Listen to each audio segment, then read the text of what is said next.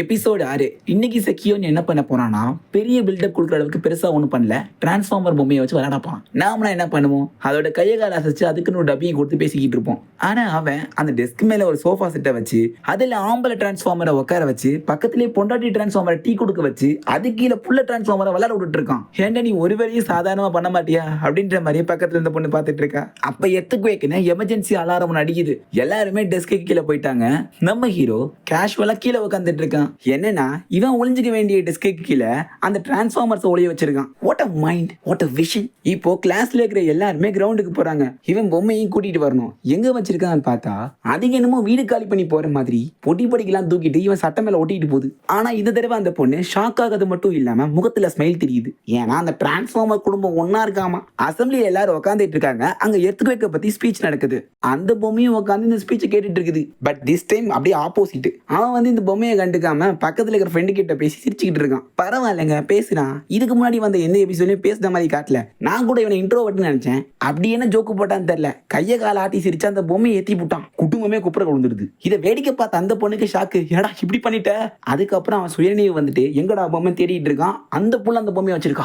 Plot twist. அப்புறம் எல்லாரும் class room போயிடுறாங்க. இப்ப அவ ஒரு கதையை உருவாக்கி விளையாண்டுக்கிட்டு இருக்கா. என்னடா பண்ணி வச்சிருக்க.